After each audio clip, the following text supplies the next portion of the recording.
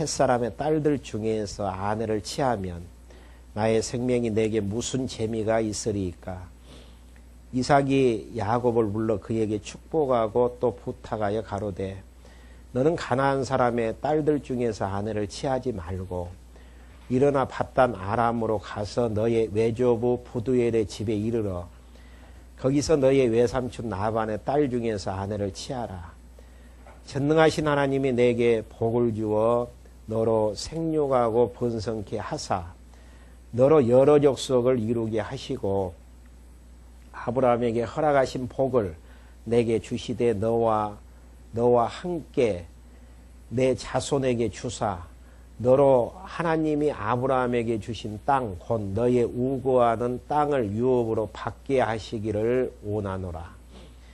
이에 이삭이 야곱을 보내었더니 밧단 아람으로 가서 나반에게 이르렀으니 나반은 아람 사람 부두엘의 아들이요 야곱과 에서의 어미 리브가의 오라비더라. 5절까지 봉독해 드렸습니다. 연보를 위해서 기도하고 말씀 전하겠습니다. 인간의 생사화복을 마음대로 주장하시는 살아계신 여호와 하나님 아버지, 많은 사람들이 기근에 떨고 있고 먹을 것 입을 것이 없어서 힘들게 살아가는 이때에 저희들에게는 필요한 물질과 먹을 것 허락하여 주셔서 진리를 위해서 짐질 수 있는 귀한 시간 주심을 감사함을 드립니다. 짐지는 손길 위에 함께하여 주셔서 남은 생에 주님의 선하시고 기뻐하시고 온전하신 뜻이 무엇인가를 분별케 하여 주셔서 선하신 뜻 따라서 살아나갈 수 있도록 주님 인도하여 주시고 이 물질이 쓰여지는 곳곳마다 예수가 그리스도라고 증거되게 하여 주시고 청주 장로교회가 말씀 위에 아름답게 견고하게 세워지는 물질로 인도하여 주시기를 원합니다.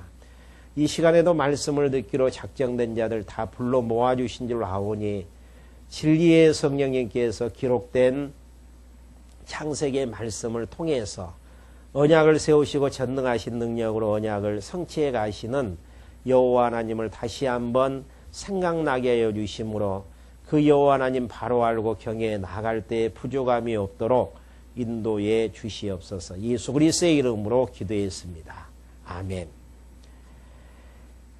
오늘 이 시간은요, 지난 시간에 이어서 계속되어지는 창세기 27장 46절부터 하나님께서 야곱에게 축복해 주시고 언약을 해 주시는 장면 계속해서 여러분들에게 강론해 드리려고 합니다. 지난 시간에 여러분들에게 말씀해 드렸던 내용의 본문은요, 이삭은 원래 자기의 맏아들인 에서에게 축복하기를 원했고 그렇게 이제 축복하게 하기 위해서 이제 사냥을 보내서 맛있는 음식을 만들어 오라게끔 그렇게 이제 명령을 하게 되어집니다. 그런데 하나님의 계획은 이미 태어날 때부터 야곱에게 축복해 주시기로 그렇게 이제 작정해 놓으셨고 또 큰 자가 작은 자를 섬길 것에 대해서 이미 유업이 작은 자에게 이어질 것에 대해서 약속해 주신 바가 있습니다. 이러한 이제 하나님의 약속 따라서 이삭의 뜻과 관계없이 하나님께서는 하나님의 뜻대로 야곱에게 축복해 주시는 장면 여러분들에게 말씀해 드린 바가 있습니다. 이러한 이제 말씀을 통해서 우리가 생각할 수 있는 부분들은 우리가 복 받고 싶다 그래서 복을 받는 것도 아니고 저주받고 싶다 그래서 저주를 받는 것도 아니고 모든 복과 저주가 하나님의 정하신 뜻에 의해서 진행이 되어진다라는 사실들을 확인할 수 있습니다. 어떻게 이제 확인할 수 있나?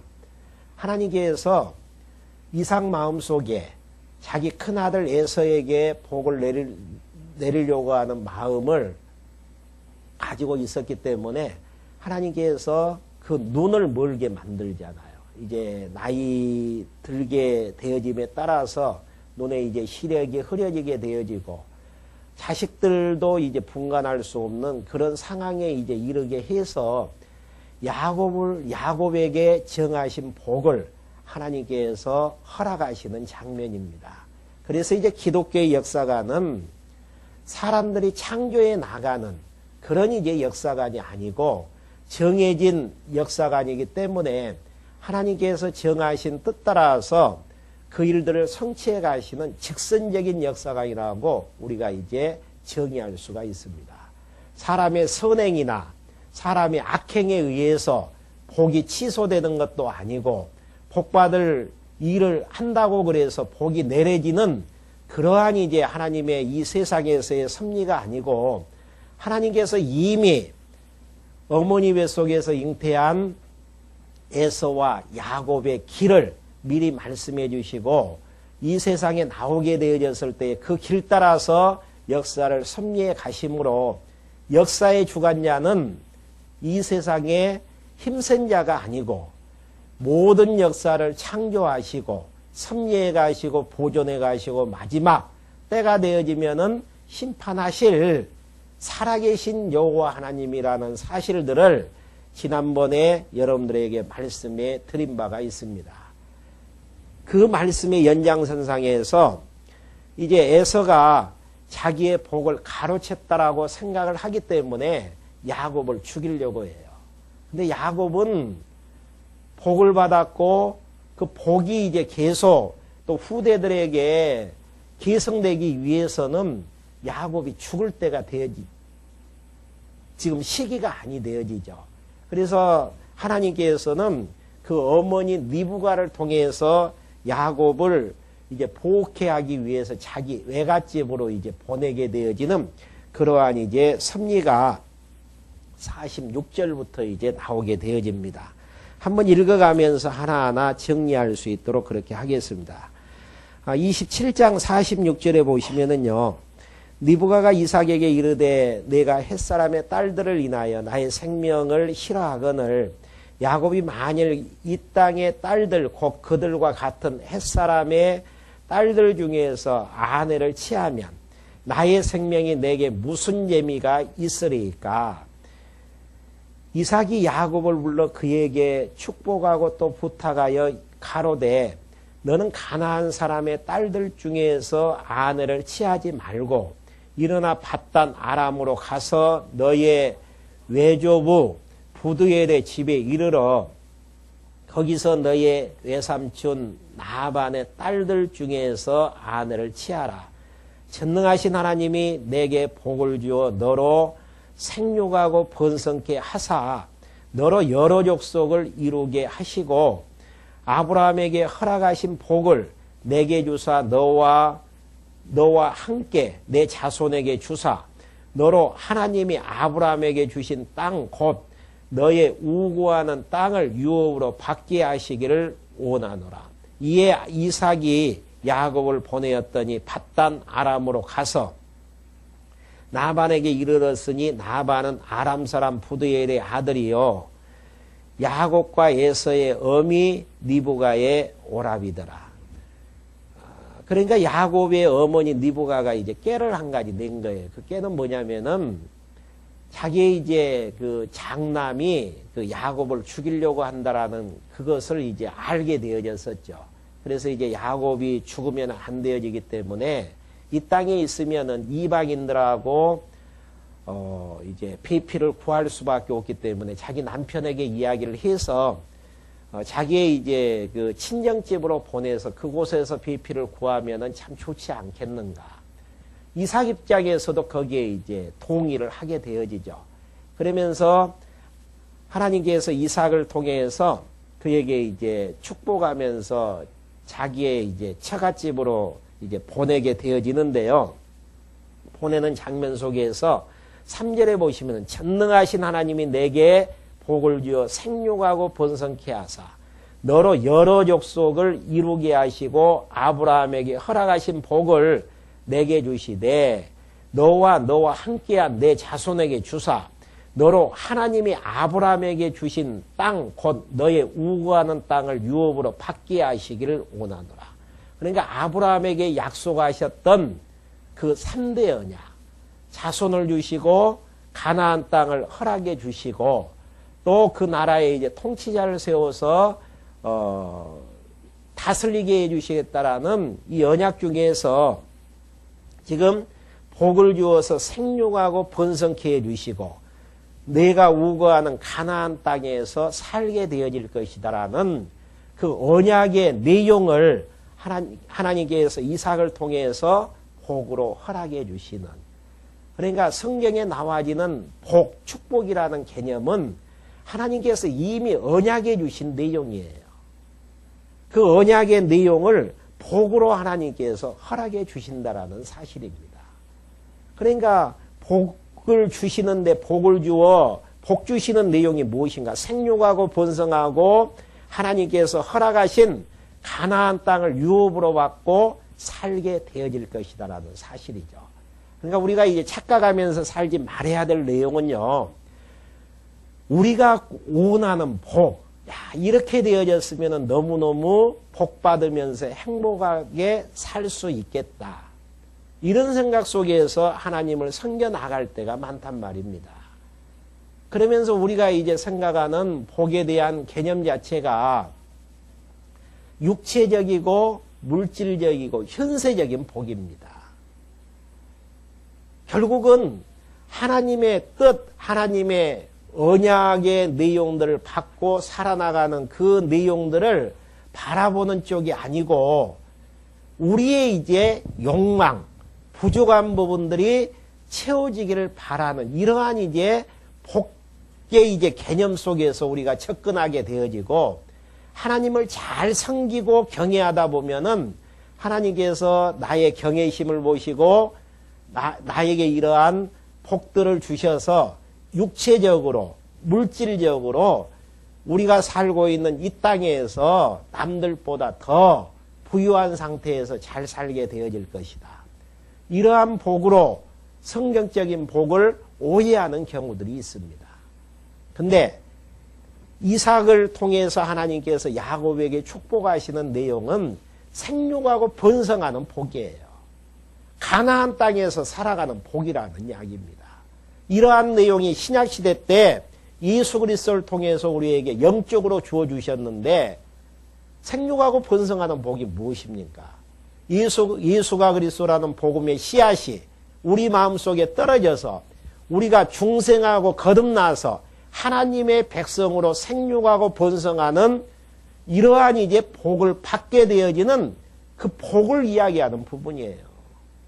그러니까 우리는 이미 복을 받을 자이고 복을 소망하는 자가 아니고 복을 받은 자라는 이야기입니다. 세상에 많은 사람들이 하나님의 자녀로서 살기를 원하지만 그렇게 살지를 못해요.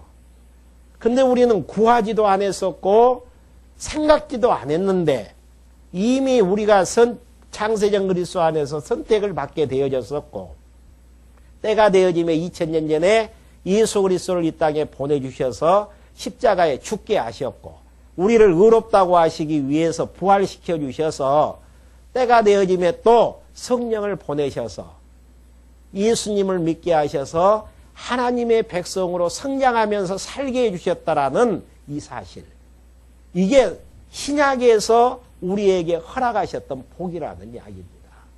그러면 하나님의 백성으로서 당당하게 살아계신 하나님과 더불어서 살아나가는 이 모습 자체가 주신 복을 누리면서 살아나가는 행복한 신앙인의 모습인데 우리는 아직도 욕구불만이 쌓여 있잖아요.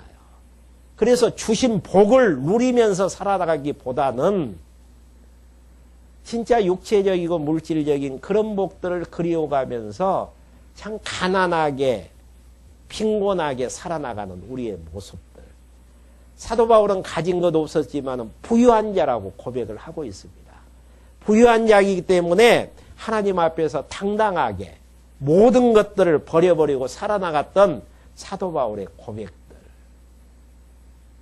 그리고 아브라함과 이삭, 야곱에게는 가나안 땅을 허락해 주셨지만 우리는 영적인 가나안 땅인 새하늘과 새 땅, 우리가 이 땅을 떠나가게 되어지면 우리에게 주어지는 기업이 어떤 기업인가?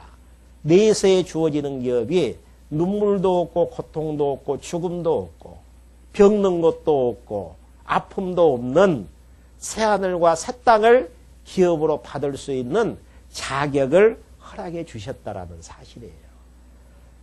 그러니까 하나님의 백성으로 생육하고 거듭나서 하나님의 백성 되어지면서 이 세상 살아나가는 것도 너무너무 감동스러운데 요단강 건너가서 새하늘과 새 땅에서 영원한 기업을 받으면서 살아나갈 수 있는 축복을 하나님께서 허락해 주셨다라는 사실.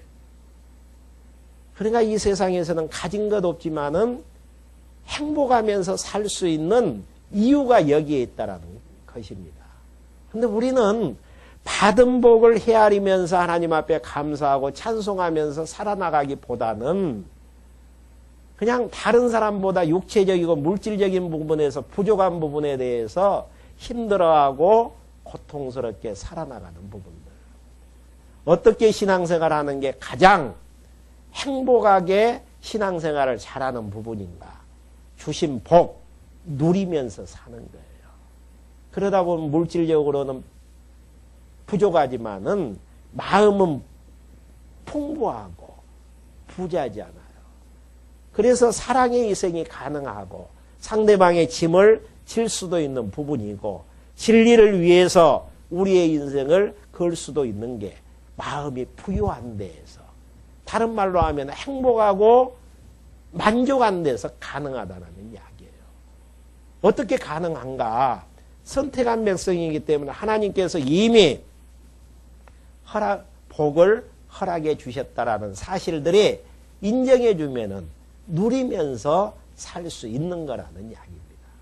그러니까 하나님이 주셨던 복을 누리면서 산다라는 거.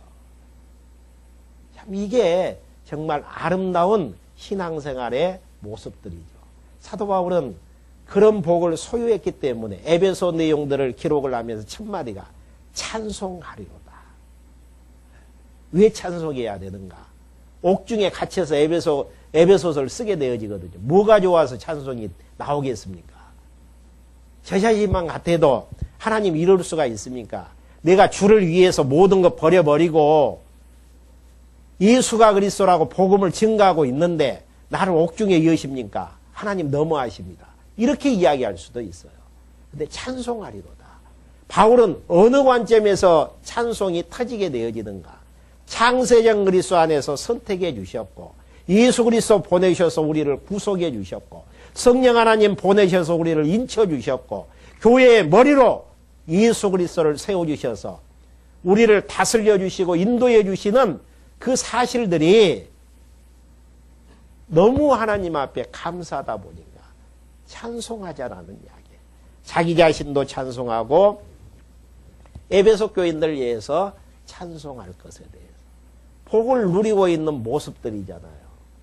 싸늘한 감옥에서 그런 찬송이 터진다라는 것은 복받은 자만이 이야기할 수 있는 신앙적인 고백의 모습들이죠. 그러니까 야곱도 복받을 짓 한 게 하나도 없거든요. 세상적으로 보면 불효 막심한 자식이에요. 아버지를 속이면서까지 축복을 받으려고 이장했던 자잖아요. 형을 속였던 자예요. 손짓을 받아야 되고 진노를 받아야 되지만은 하나님께서는 복받을 일을 위해서 야곱에게 복을 내려주신 게 아니고 이미 하나님께서 무조건적으로 선택을 해서 복 주시기로 작정해 주셨기 때문에 불효의 일을 했다고 할지라도 하나님께서 약속해 주시는 그 복은 취소되지 아니하고 이삭의 의도와 관계없이 복을 내려주시는 하나님의 섭리예요. 우리가 복받을 일을 위해서 하나님의 백성 되어진 게 아닙니다.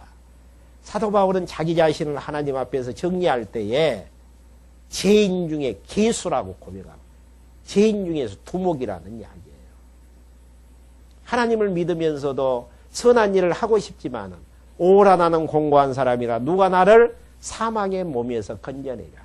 마음은 온이지만은 육신이 약해서 계속 죄 가운데로 끌려가는 자기 자신을 탄식하면서 나는 날마다 죽노라는 고백을 하게 되어집니다. 그런데 뭐가 이뻐서 사도 바울을 선택해서 하나님께서 의의 길을 가게 하시겠습니까? 이유는 다른 게 없다니까요. 사도 바울을 장세전에 선택해서 그 길을 가게 하시고 야곱도 복받은 일을 한 일이 하나도 없는데 하나님께서 이미 선택했기 때문에 그렇게 하시는 것들을 보면은 우리도 하나님께서 선택하셔서 하나님의 백성 삼아주셨고 영원한 나라를 기업으로 주시는 이유는 다른 거 없어요. 하나님께서 이미 하나님의 백성 삼아주시기로 선택해 주셨기 때문에 가능하다라는 이야기입니다. 그리고 그 선택한 백성들 하나님께서 보호하시기 위해서 외갓집으로 지금 보내는 섭리의 내용들. 하나님께서는 선택한 걸로 끝나지질 않아요. 많은 사람들은 예수님 믿었으니까 그 믿음 가지고 너 알아서 살라라고 이야기를 하는 이혼론의 사고 속에서 신앙생활에 갈등들을 느끼면서 살고 있지만 그건 아니에요. 하나님께서 선택해 주시는 것도 하나님의 섭리이고 또 선택한 하나님의 백성들 함께 해주시는 것도 철저하게 하나님의 뜻 가운데에서 보호하시면서 인도해 주신다라는 사실입니다. 언제까지 보호해 주시는가? 이 땅에서는 하나님의 예비된 일들이 다 맞추기까지. 그 내용은 이제 바로 뒤쪽에 보면 나오게 되어집니다. 그래서 6절부터 9절까지 에서가 이제 이스마엘의 딸인 마할렛을 아내로 취하게 되어지죠. 에서가 본즉 이삭이 야곱에게 축복하고 그를 밧단 아람으로 보내어 거기서 아내를 취하게 하였고 또 그에게 축복하고 명하기를 너는 가나안 사람의 딸들 중에서 아내를 취하지 말라 하였고 또 야곱이 부모의 명을 따라 밧단 아람으로 갔으며 에서가 또 본즉 가나안 사람의 딸들이 그 아비 이삭을 기쁘게 못하는지라 이에 에서가 이스마엘에게 가서 그 본처들 외에 아브라함의 아들 이스마엘의 딸이요 느바요스의 누인 마할랏을 아내로 취하였더라. 그러니까 에서는 계속 언약의 백성이 아닌 불택자들 쪽에서 그 아내를 구하게 되어지고 야곱은 이제 선택한 백성 가운데에서 아내를 취할 수 있도록 그러니까 이제 명목은 아내를 취해서 이제 생육하고 번성하는 그런 이제 하나님의 섭리지만은 동기는 그거잖아요. 에서에게 이제 죽지 않도록 하나님께서 이제 보호해 나가시는 그러한 이제 섭리의 내용이죠.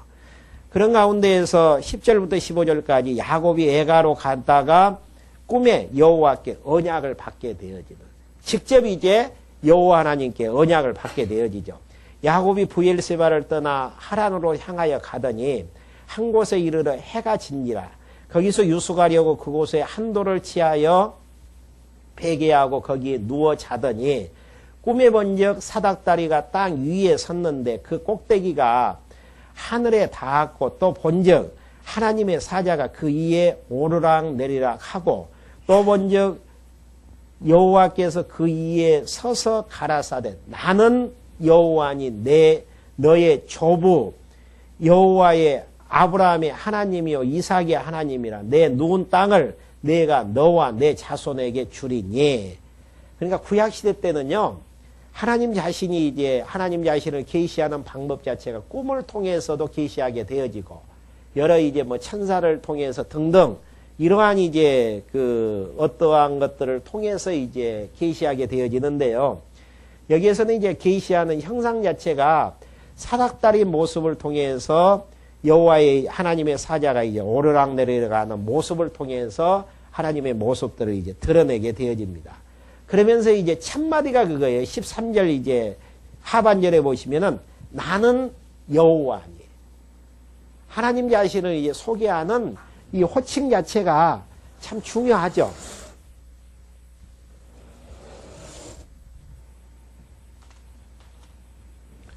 나는 여호와니. 그러니까 여호와라는 이 의미 자체가 언약대로 성취하시는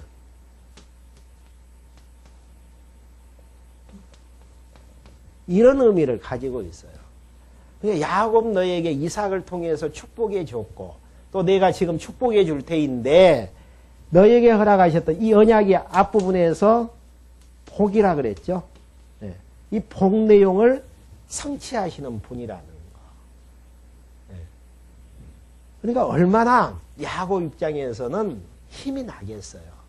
이삭에게 축복을 받으면서 아버지에게 이제 축복을 받으면서 떠나게 되어지는데 이제 외롭지 않아요.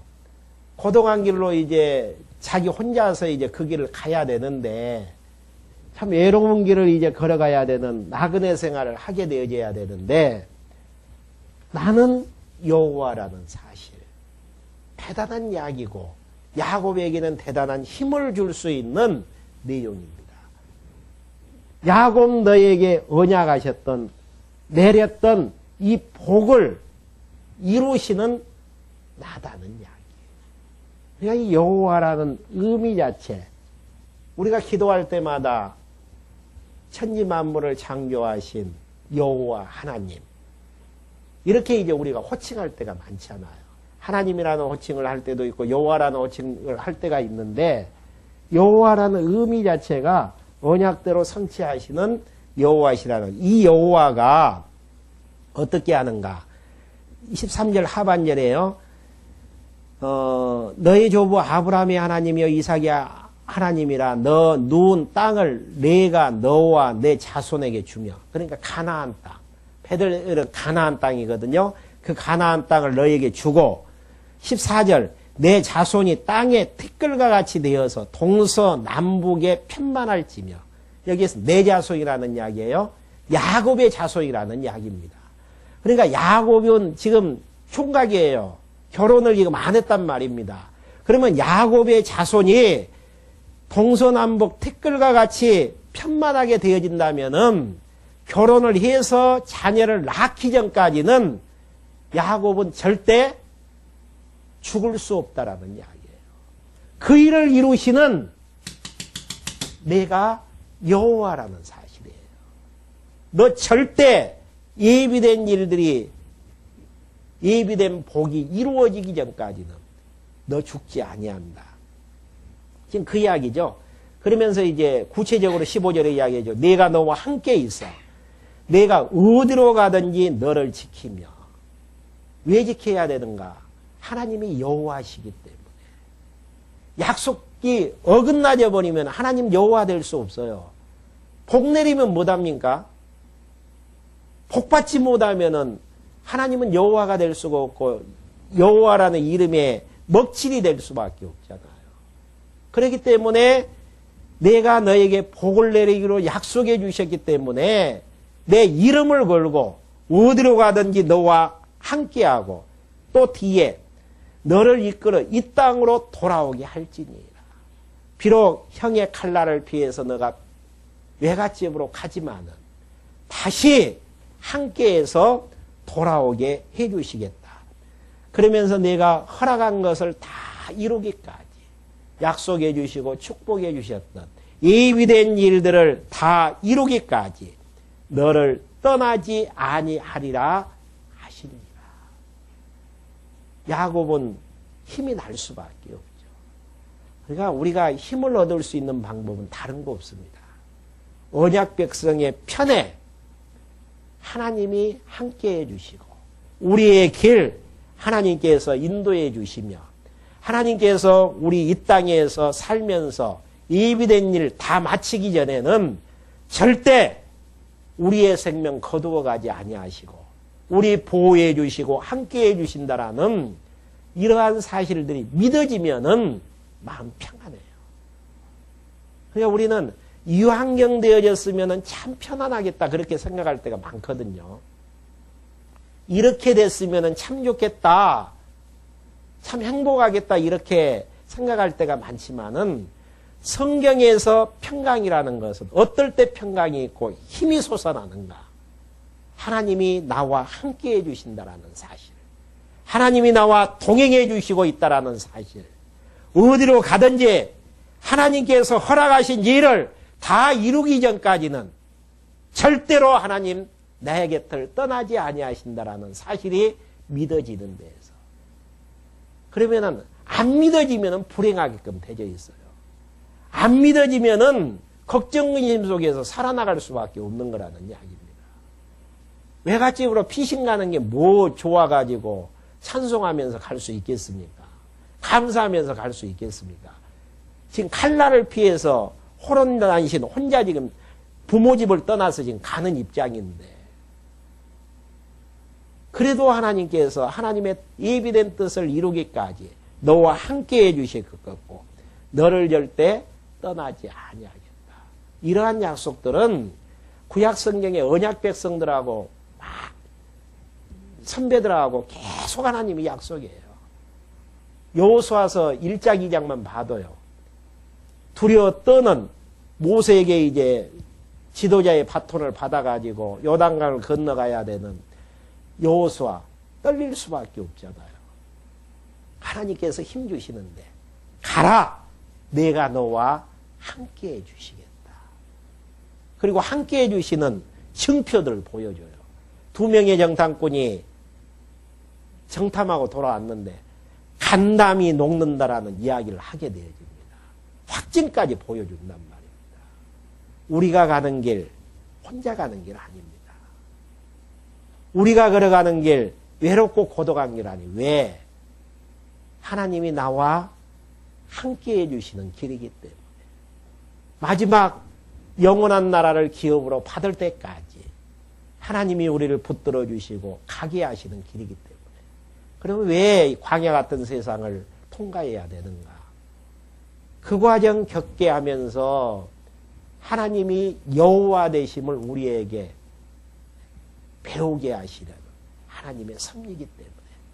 그래서 눈물 골짜기에 우리를 던져버릴 때도 있고, 참 먹을 것 없고 힘든 환경 속에다가 넣으셔서 하늘만 바라보면서 만나 내리기만 기다리게 하실 수도 있는 것이고, 어려우면 어려울수록 하나님을 의지하는 게 우리의 마음이잖아요.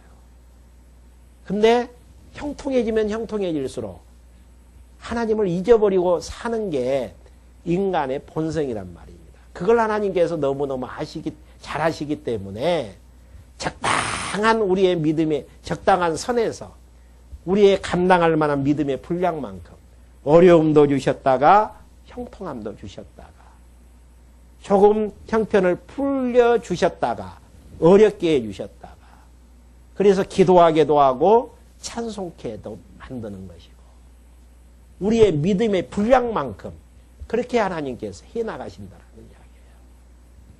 야곱에게 이렇게 함께하고 절대 떠나지 아니하겠다. 그러니까 야곱의 모습 한번 봐보죠. 어떤 고백을 하는가. 16절 야곱이 장기에 가로되 여호와께서 과연 여기 계시거늘 내가 알지 못하였도다. 쫓겨나는 심정이니까 집에만 여호와 하나님이 계신 줄 알았는데 내가 떠나가는 이 길에도 하나님께서 나와 동행해 주시구나. 너무너무 감동스러울 수밖에 없죠.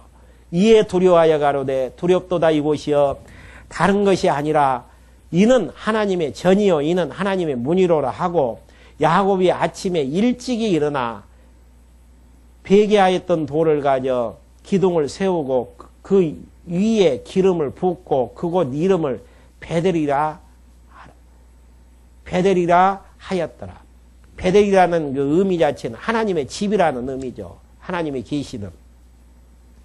이 성의 본 이름은 누스더라. 야곱이 선언하여 가로되 하나님이 나와 함께 계시사 내가 가는 길에 이 길에서 나를 지키시고 먹을 양식과 입을 옷을 주사 나로 평안히 아비 집으로 돌아오게 하시오면 여호와께서 나의 하나님이 되실 것이요 내가 기둥으로 세운 이 돌이 하나님의 전이 될 것이며 하나님께서 내게 주신 모든 것에서 10분의 1을 내가 반드시 하나님께 드리겠나이다 하였더라.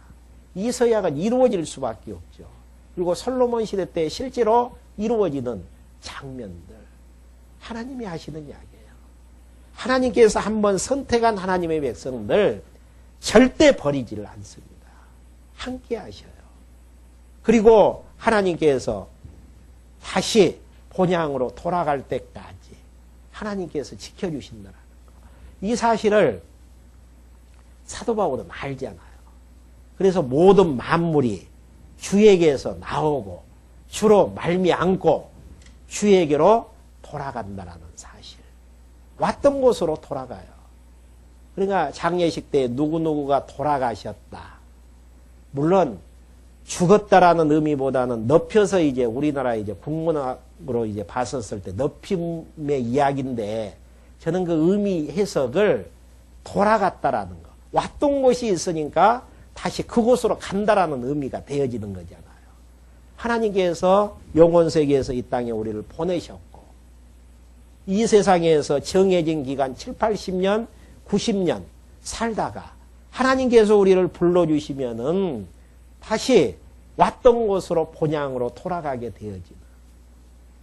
그러니까 저는 장례식 광고를 낼 때에 물론 다른 의미 부여하는 용어도 많지만은 하나님께서 고 누구누구 분을 불러주셨습니다.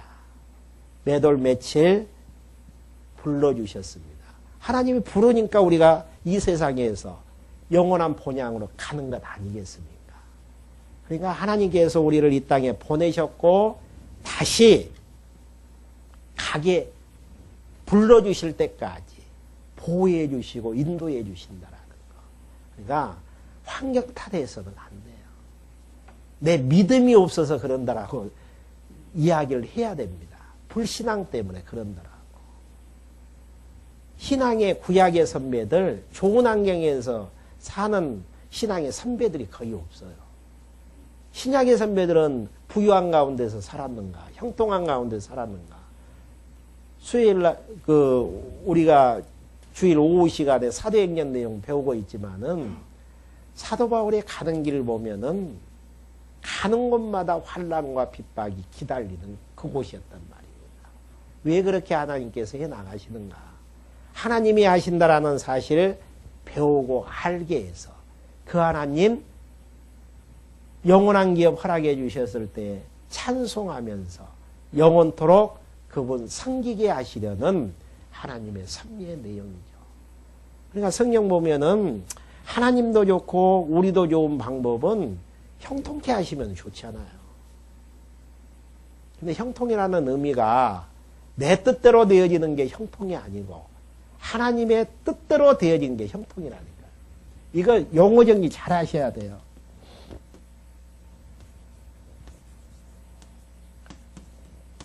내 뜻, 내 욕심대로 되어지는 게 아니고 하나님의 뜻대로 길을 가는 게 형통이에요. 그럼 야곱의 길이 왜 형통인가? 생육하고 번성케 해주시겠다라고 약속해 줬는데 결혼해야죠. 그래서 자녀들 이제 동서남북에 편만할 수 있도록 그렇게 낳아야 되는데 에서의 칼날을 피해서 가는 길이 생육하고 외갓집에서 번성케 하기 위해서 하나님께서 그 길로 인도하신다니까요. 하나님의 뜻대로 지금 언약대로 내리신 복대로 지금 되어지는 길이기 때문에 그 길이 형통한 길이에요. 근데 이제 신앙생활의 갈등이 내 뜻대로 되어져야 되는데 왜 하나님께서는 나에게 이렇게 복을 안 주시나? 이미 복을 주셨는데도 그걸 깨닫지를 못하고 누리지를 못하는 데에서 다른 복을 구하고 있단 말입니다. 그러니까 하나님의 생각하고 우리 생각하고는 너무 거리가 멀죠. 여러분들 자녀를 키워보면 알잖아요. 부모가 자녀를 생각하는 마음하고 자녀들이 부모를 생각하는 그 생각하고 엄청난 차이를 가져온단 말입니다. 부모는 자녀를 생각해서 고생시키기도 하고 홀로서기 만들기 위해서 여러 가지로 교육해 하시잖아요. 그러지만은 자녀는 그 심정을 이해하지 못하니까 부모가 나를 사랑하는가 사랑하지 않는가 투정도 내고 근데 이제 그걸 언제 아는가? 자기도 결혼해서 자녀를 키워보면은 아, 내 부모님이 나를 이렇게 나를 사랑으로 키웠구나. 그걸 이제 깨닫고 느끼게 되어진단 말입니다. 하나님께서는 우리를 너무너무 사랑하셔서 하나님 의지하지 아니하면은 안 되는 길로 우리를 인도하셔서 하나님 의지하면서 떠나지 않고 살게 하시려는 형통의 길로 우리를 인도하고 계시는데 우리 생각은 어리다 보니까 하나님에 대해서 오해를 많이 하게 되어지고 이 길로 갔으면 좋은데 왜 하나님이 이렇게 하시나. 불평불만 짜증 좌절 속에서 살아나갈 때가 너무너무 많단 말입니다. 그러니까 우리가 주일을 날 시간에 여기에 나와서 창세기 내용을 배워야 되는 이유가 거기 있어요. 하나님께서 왜 그렇게 나가시는가. 형통이라는 거 하나님의 뜻대로 길을 인도하는 게 형통의 길이지 내 뜻대로 되어지기를 바라는 게 형통의 길은 아니다라는 사실. 그러니까 야곱을 하나님께서 그렇게 이제 인도하시는데 야곱이 서원하는 내용 하나님께서 반드시 이루어 주시죠. 왜? 하나님의 뜻대로 이제 소원을 하기 때문에.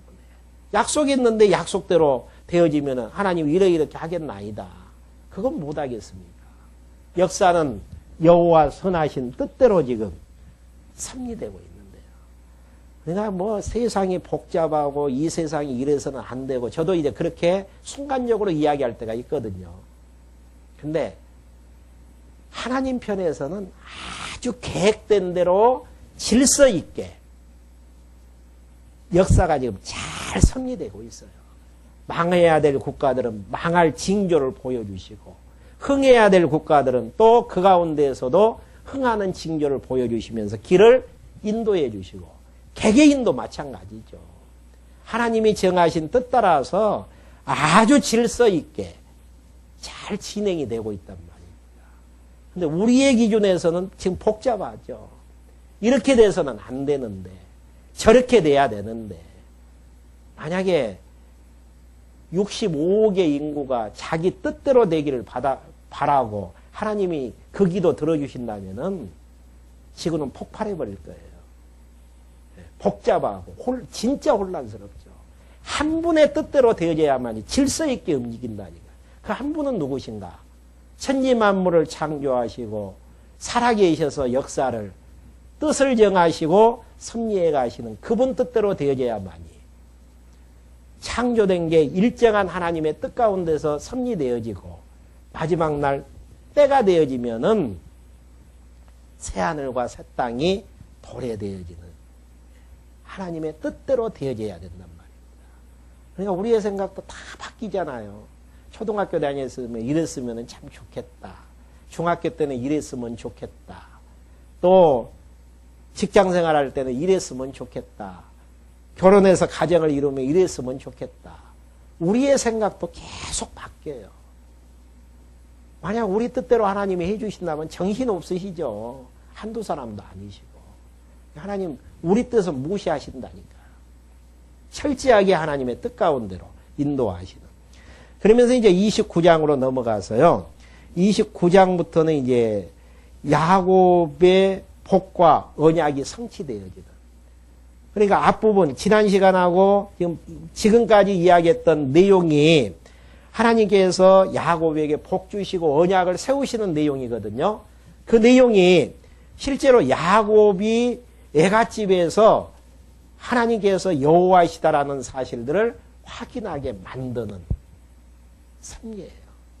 그러니까 복을 내리시고 언약대로 이루시는 이러한 장면들을 좋은 환경에서 하나님께서 확인시켜 주시는 게 아니고 자기 부모를 떠나서 외갓집에서 확인케 하시는 섭리.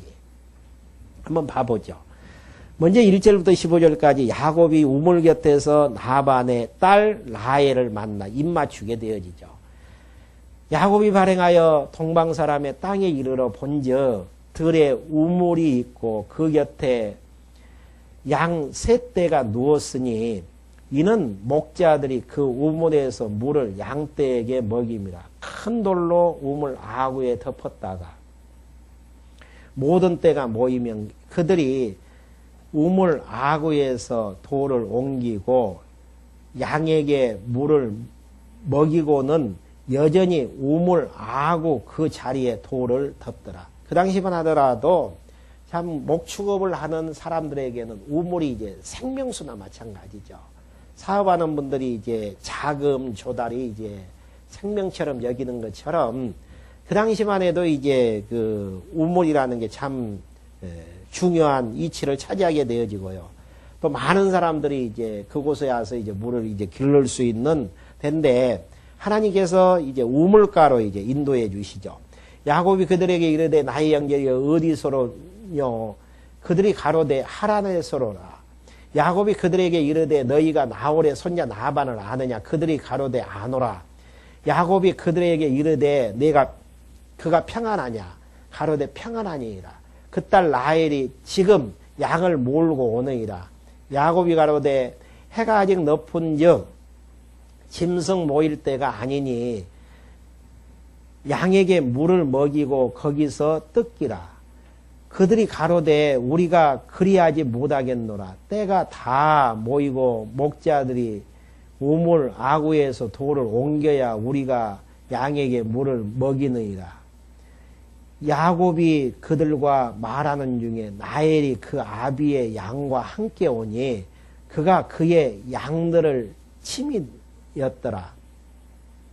야곱이 그 외삼촌 나반의 딸 라헬과 그 외삼촌의 양을 보고 나아가서 우물 아구에서 돌을 옮기고 외삼촌 나반의 양떼에게 물을 먹이고 그가 라헬에게 입 맞추고 소리내어 울며 그에게 자기가 그의 아비의 생길이요 리브가의 아들됨을 고하였더니 라헬이 달려가서 그 아비에게 고하며 그러니까 하나님이 돌아올 때까지 함께 해주신다고 했잖아요. 근데 만나야 될 짝을 쉽게 하나님께서 만나게 하시는 이게 하나님께서 길을 인도하시는 모습들이죠. 그러니까 지금 이제 아내로 되어져야 될 리브가를 이제 만나게 되어지는 그러면서 나반이 그 생질 야곱의 소식을 듣고 달려와서 그를 영접하여 안고 입맞추고 자기 집으로 인도하여 드리니 야곱이 자기의 모든 일을 라반에게 고하며 나반이 가로되 너는 참으로 나의 골육이로다 하였더라. 야곱이 한 달을 그와 함께 거하였더니 나반이 야곱에게 이르되 내가 비록 나의 생길이나 어찌 공으로 내 일만 하겠느냐 무엇이 내 보수겠느냐 내게 고하라. 나반이 두 딸이 있으니 형의 이름은 레아요 아우의 이름은 나엘이라. 레아는 알력이 부족하고 나엘은 곱고 아리따우니 야곱이 나엘을 연애함으로 대답하되 내가 외삼촌의 작은 딸 라헬을 위하여 외삼촌에게 7년을 봉사하리이다. 나반이 가로되 그를 내게 주는 것이 타인에게 주는 것보다 나으니 나와 함께 있으라. 야곱이 나엘을 위하여 7년 동안 나반을 위하여 봉사했으나 그를 연애한 까닭에 7년을 수일같이 여겼더라. 그러니까 이제 외갓집에 가서 한 달 동안 일을 하다 보니까 나반 입장에서는 미안해요. 왜 미안하냐면은 아무리 이제 자기 조카지만은 그냥 한 달 동안 무보수로 이제 일하는 것이 이제 자기 마음속에는 부담스러워서 내가 이제 대가를 지불하면서 일을 시키겠다. 내가 원하는 게 뭐냐? 그러니까 이제 야곱은 돈을 구할 수도 있지만은 당신의 딸을 나에게 주십시오. 그러면 내가 7년 동안 열심히 봉사하겠나이다. 이것 보면은 하나님의 뜻하고 딱 되어지잖아요. 하나님의 뜻은 무엇입니까? 야곱과 야곱의 후손이 동서남북 편만하게 생육하고 번성하는 거예요. 그러면 생육하고 번성케 하기 위해서는 총각 혼자서는 자녀를 할 수가 없잖아요. 그래서 하나님께서 그 마음을 주장케 해서 7년 동안 봉사해서 봉사료가 결국은 딸하고 결혼하는.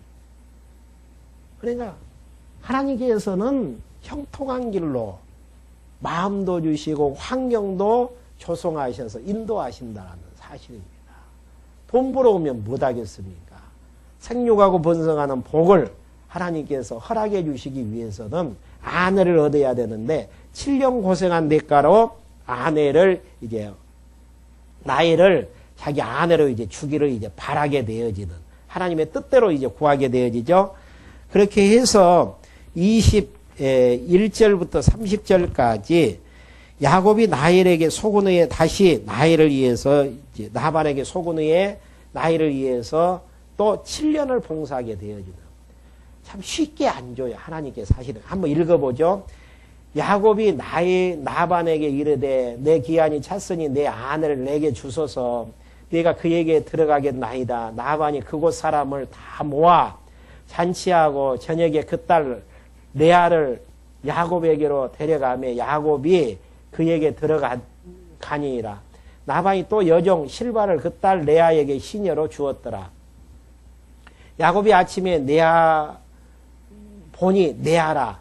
라반이 이르되 삼촌이 어찌하여 내게 이같이 행하셨나이까? 내가 나이를 위하여 외삼촌에게 봉사하지 아니하였나이까? 외삼촌이 나를 속이심은 어찌미니까? 라반이 가로되 형보다 아우를 먼저 주는 것이 우리 지방에서 하지 아니하는 바라. 이를 위하여 7년을 채우라. 우리가 그도 내게 주리니 내가 그를 위하여 또 7년을 내게 봉사할지니라.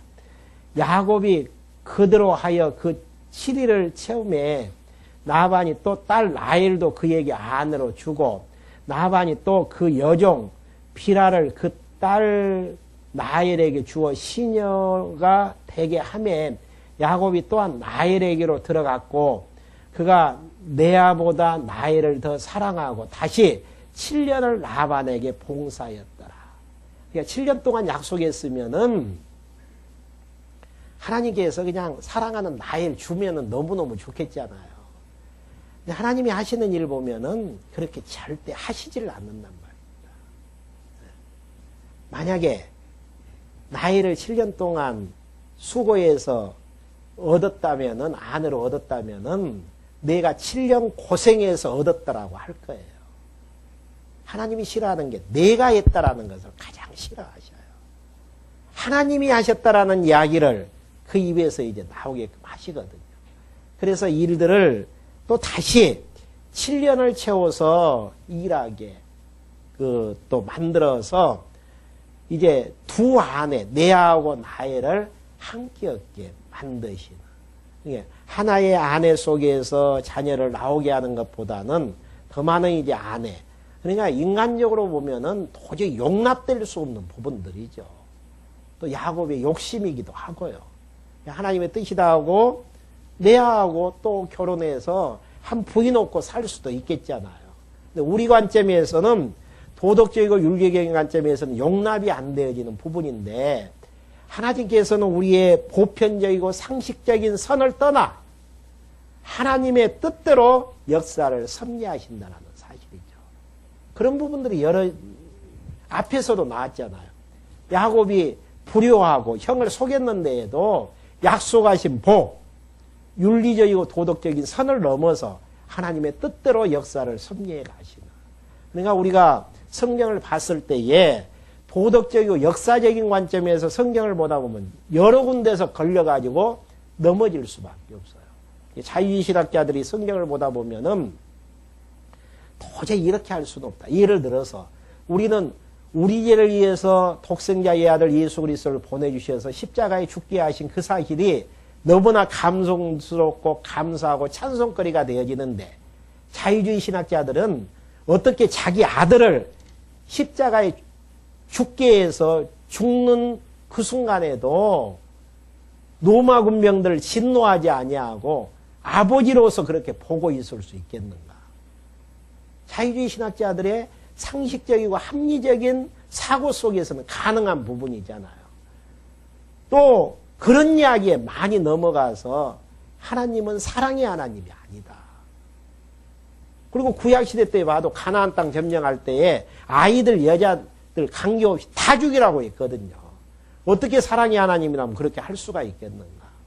그런 무정한 하나님 쪽에서만 성경을 쭉 봐오다 보니까 하나님의 사랑에 대해서 깨달을 수, 물론 선택한 백성이 아니기 때문에 그러겠지만은 진짜 우리가 성령 66권을 통해서 사랑의 하나님으로 깨달아지고 여호와 하나님으로 깨달아진다라는 이 자체가 복이다니까요. 복 있는 자 아니면 말씀대로 깨달아지질 않아요. 이것만 봐도 우리는 이미 복받은 자인데 복을 누리면서 살지를 못하기 때문에 불행한 인생을 살아나갈 수밖에 없는 거라는 이야기입니다. 초등학교 때 소원했던 거 이루어지면 행복하던가요? 잠시 행복해요? 그러지만 또 다른 욕망대로 되어지길 바란단 말입니다. 그러면서 지금 이 자리까지 우리가 오게 되어지는 모습들이죠. 그러니까 우리는 이미 복받은 자예요. 그걸 누리면서 살아나가는. 그러면서 하나님께서 복받은 야곱에게 14년 동안을 고생해서 2명의 아내를 얻게 하는, 도덕적이고 윤리적인 관점에서는 도저히 용납할 수 없지만은 하나님께서는 하나님 이 기준 정해져서 하나님의 뜻대로 역사를 섭리해 가시는 모습들. 다음 시간에 계속해서 어떻게 이제 자녀들이 이제 생육하고 번성케 되어지는 것인지 한번 확인할 수 있도록 하겠습니다. 기도하시겠습니다. 영원하시고 자비로우신 여호와 하나님 아버지, 베푸신 을 생각할 때 진심으로 감사함을 드립니다. 이 세상 살아나가면서 은혜 아닌 게 하나도 없고 하나님의 사랑 아닌 게 하나도 없는데에도 저희들은 아직도 예수 믿기 전에 육체의 소욕을 가지고 있기 때문에 내 뜻대로 되어지지 아니함 때문에 좌절과 실망 속에서 살아나가는 저희들입니다. 날마다 주시는 일용할 양식을 통해서 하나님의 사랑 깨닫고 주신 복 누리면서 하나님 찬송하면서 하나님의 함께 하신 것 느끼면서 감동 속에서 이 세상 살아나가는 저희들로 인도해 주시옵소서. 예수 그리스도의 이름으로 기도했습니다. 아멘.